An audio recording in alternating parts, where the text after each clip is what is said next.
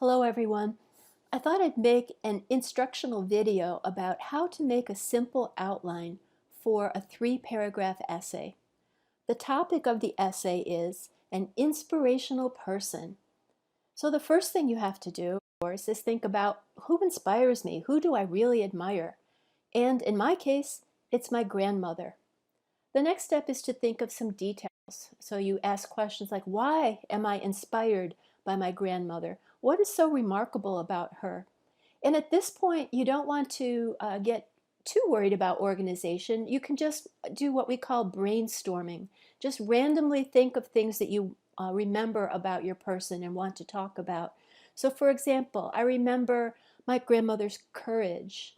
I remember her sense of humor, her commitment to helping her community, a commitment to her family. She was a good wife and a good mother. She also tried hard to preserve the Polish traditions within the family, like for food, the language, the holidays, the dances. She was also very willing to open her home to people in need, people who moved here from another country and didn't have a place to stay. She would let them stay for a while.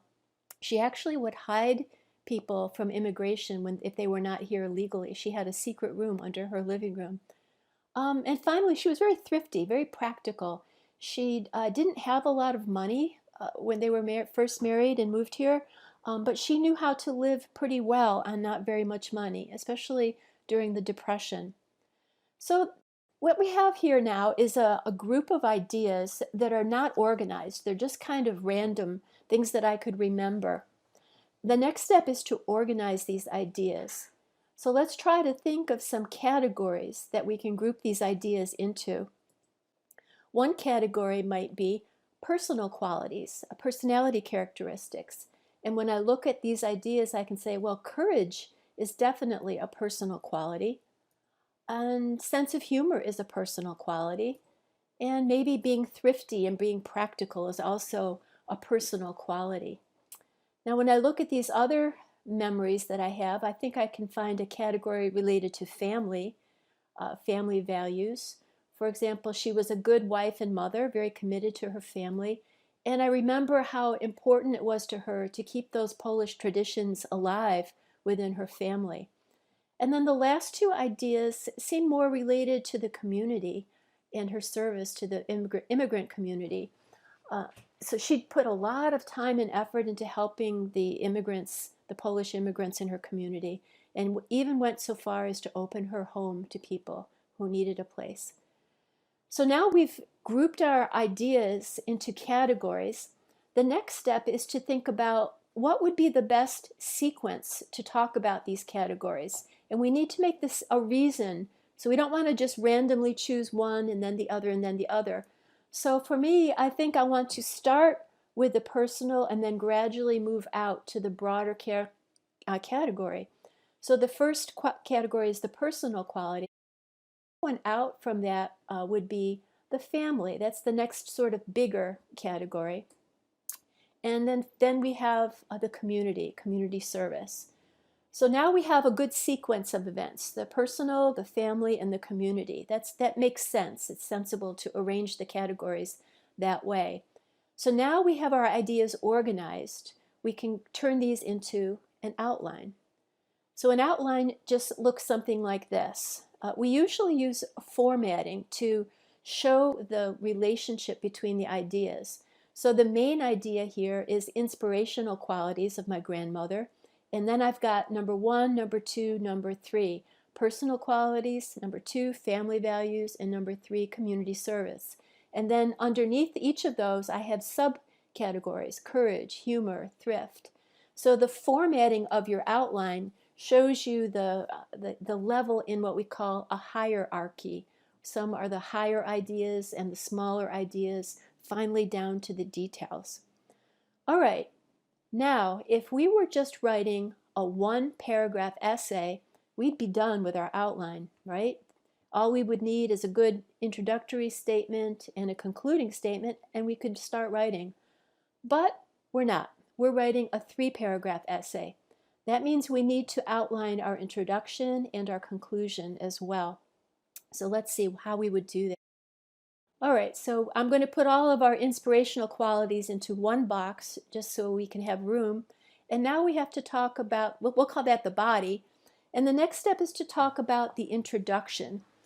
Now, the introduction in a typical English essay starts with a very general idea and then gets more and more specific to the topic that you're actually going to talk about, your main idea.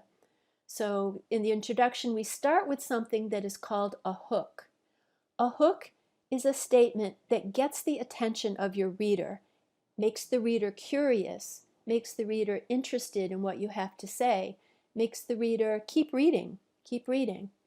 And then the introductory paragraph ends with something called a thesis statement. A thesis statement is a summary of the main idea of the whole essay in one sentence as best you can. So let's see how I might organize the ideas for my introduction. So if I'm going to start very general, I might start with the situation in Poland in 1918. Then I would get a little more specific, talk about her situation, my grandmother's family situation then, and that what led her to make the decision that she made to come to the United States and do what she did.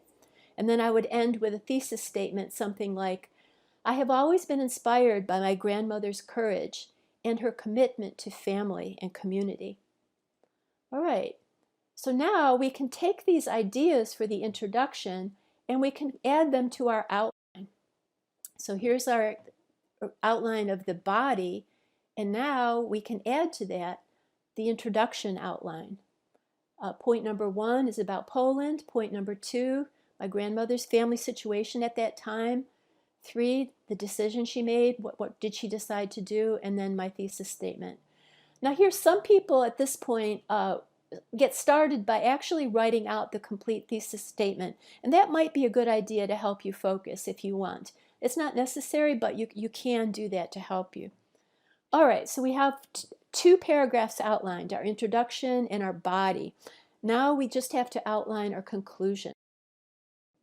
So the conclusion is sort of the opposite of the introduction. We start very specific with a conclusion statement, then we get more and more general. So the conclusion statement is just like the thesis statement, except it's maybe different words. It also summarizes the main idea of your essay. For example, I might say something like, whenever I feel frightened about things in the world or uncertain of what I should do, the memory of my grandmother's courage and her strong values helps me to feel calm and remember my own values, or something along those lines. Then the next step is to add that to these ideas to the outline. So for example, I might have the conclusion statement, then I would maybe make that a little bit broader, the hopes for my children, and then might end with a takeaway message, something that we call a takeaway, the hopes for my community and for all of us. Good. So let's review. What are the key ideas that I've talked about in this video? So what is an outline? We said an outline is an organized list of ideas, and the key word here is organized. It's not random. We have to have a reason why we put the ideas in the sequence that we did. We said for a 3-paragraph essay, there should be 3 categories or groups of ideas. One group of ideas is in the introduction, another group is for your body, and the third group of ideas is for the conclusion. The introduction usually starts with a hook and ends with something called a thesis statement, which is a summary of your essay. The conclusion paragraph, on the other hand, starts with a conclusion statement and it ends with something called a takeaway thought or a takeaway message. It's like a little gift that you give to your reader that they can take with them when they're done reading your essay. It's usually something positive or uplifting is very helpful. And we said that a thesis statement or a conclusion statement, they both do the same thing. They summarize the main idea of the essay in one sentence, but you don't want to repeat the same sentence. You want to change the wording a little bit, maybe change the emphasis a little bit. So in conclusion, I hope you can see that outlines can greatly improve the quality of your writing, especially when you're writing longer essays. There are many different outlining and organizing techniques. But for ESL students, I strongly recommend that you use phrase outlines and not do full sentence outlines. Put your energy into sentences later when you're doing your actual writing. This way it's easier for you to rearrange your ideas to get the order and the sequence perfect before you put a lot of energy into organizing them. Last of all, I recommend that you experiment and find an organizing technique that works for you. All right, I hope you've enjoyed this video, or at least that it's been very helpful. Please let me know what you think. Good luck.